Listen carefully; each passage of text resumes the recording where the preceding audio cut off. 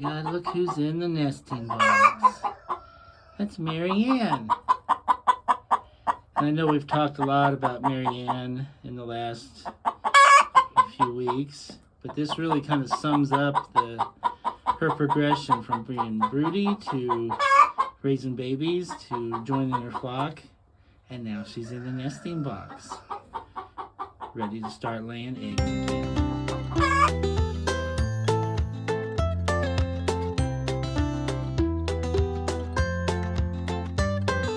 Come here, so. That's my good girl. Apparently.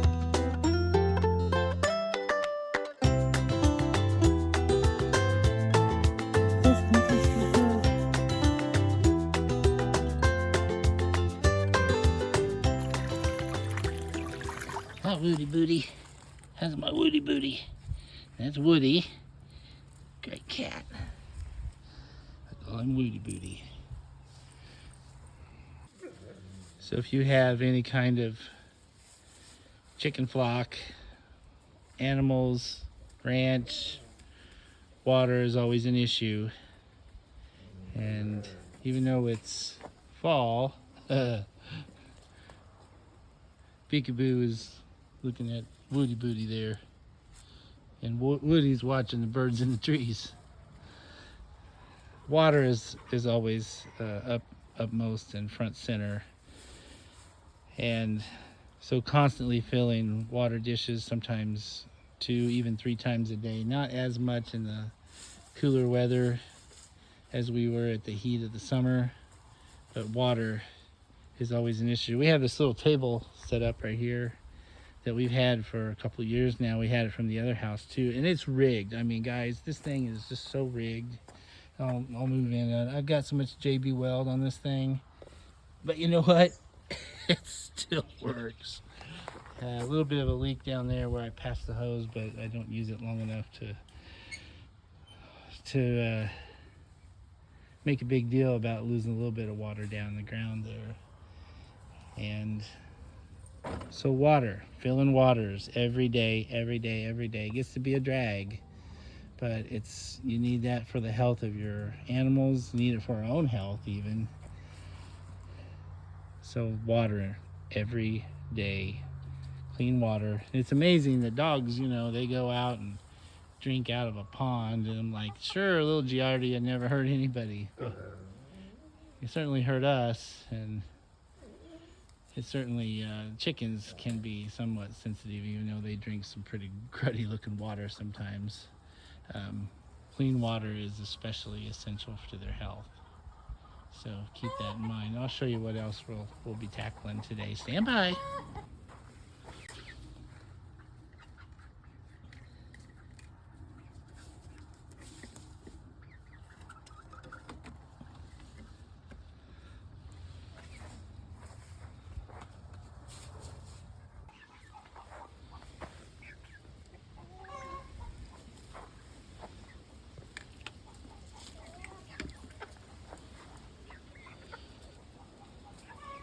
Meat birds are getting more and more freedom to run about the farm as they get older. And one thing we notice in the flock, we got about half Rurus.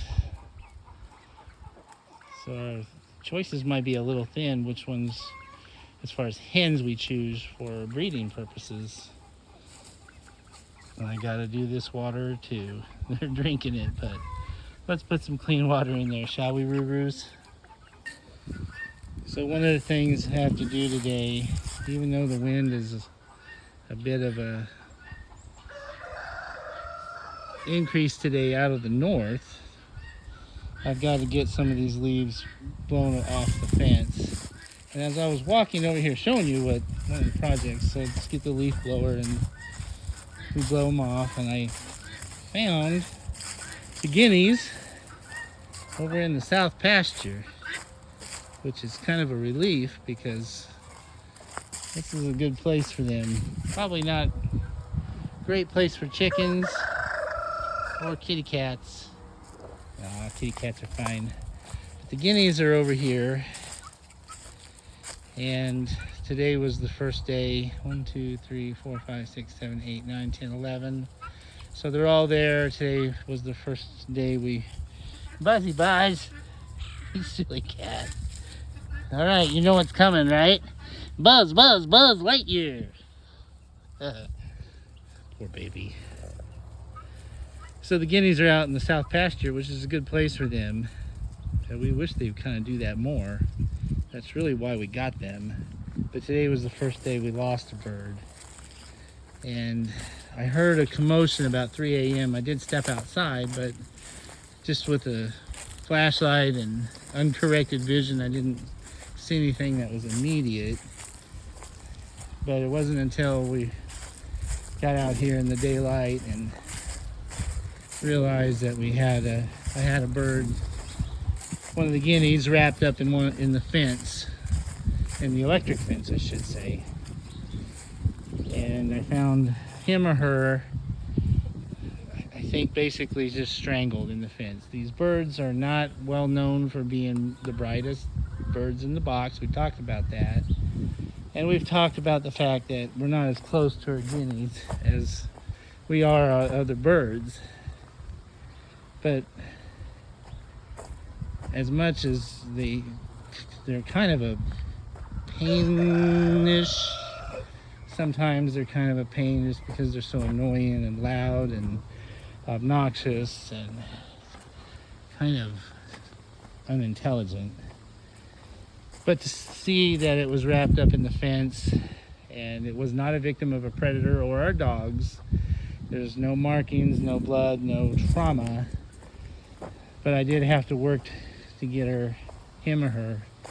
Now I will show you the bird. There's no, like I said, if dead birds make you squeamish, I'm going to give you a warning.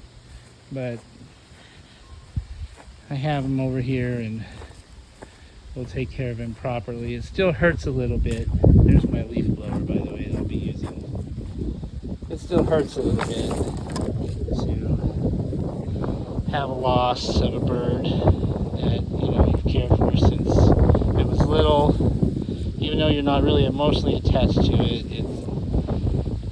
it's still, if you didn't feel bad about it somewhat, then you wouldn't be the farmer or rancher that we are.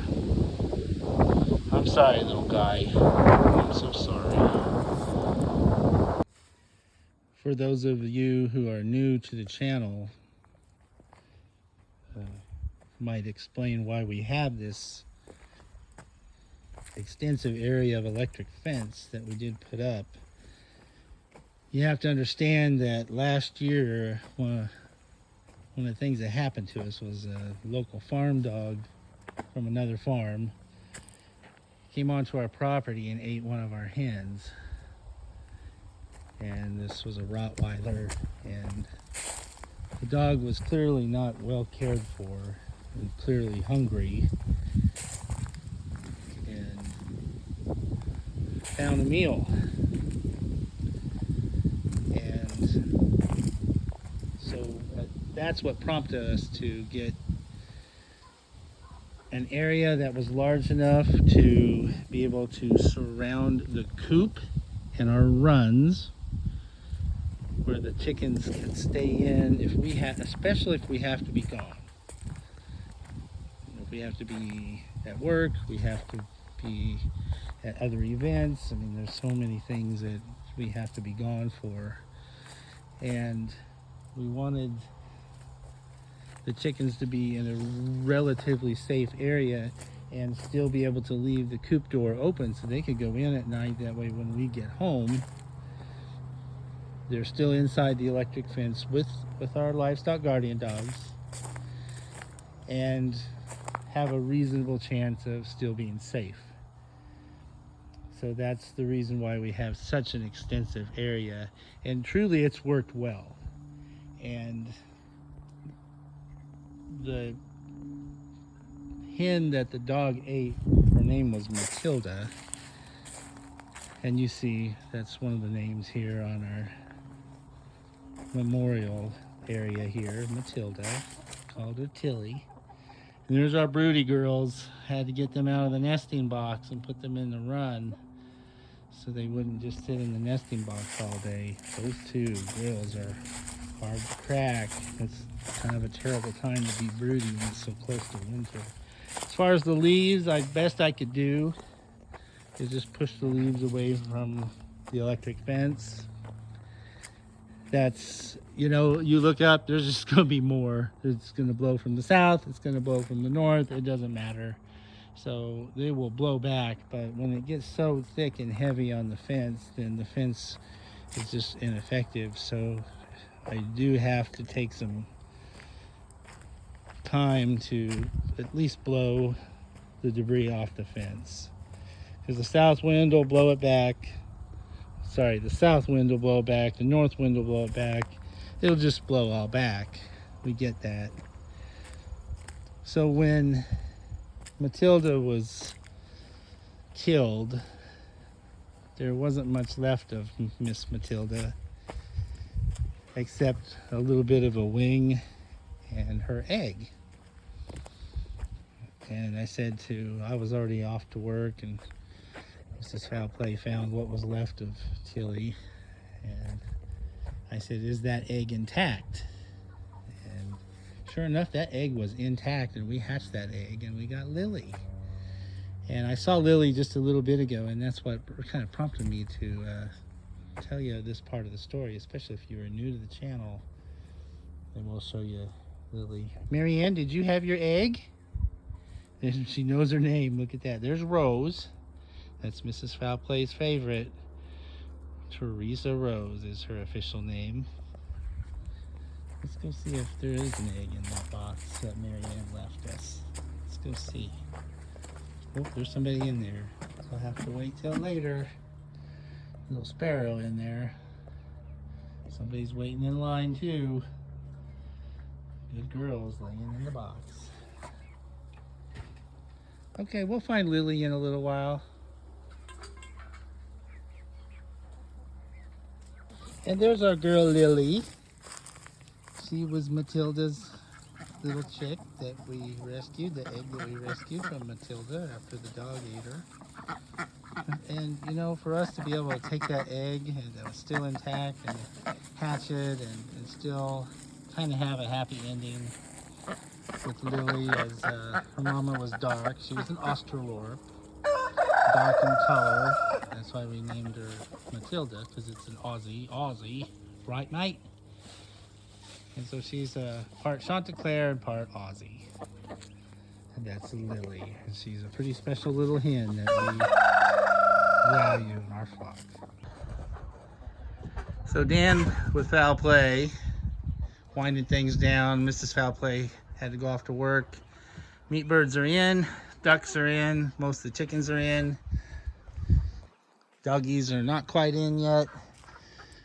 But before we wound down the evening, we wanted to shout out to Canon Lahey, who in our last video we explained that he traded.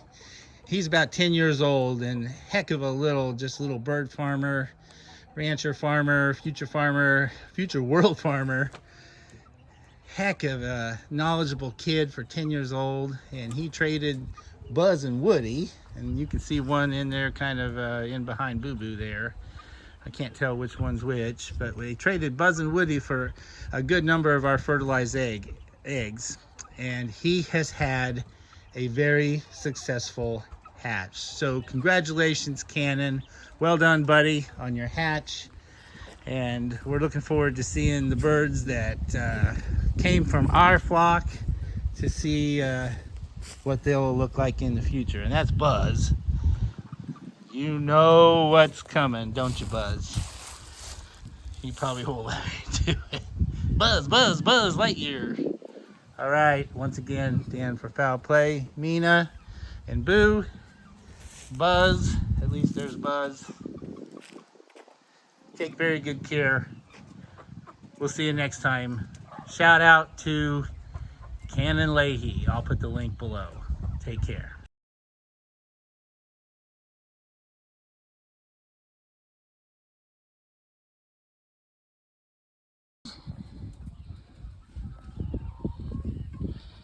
Where's my butts? Where'd he go? Yeah. Buzz, Lightyear. Poor thing.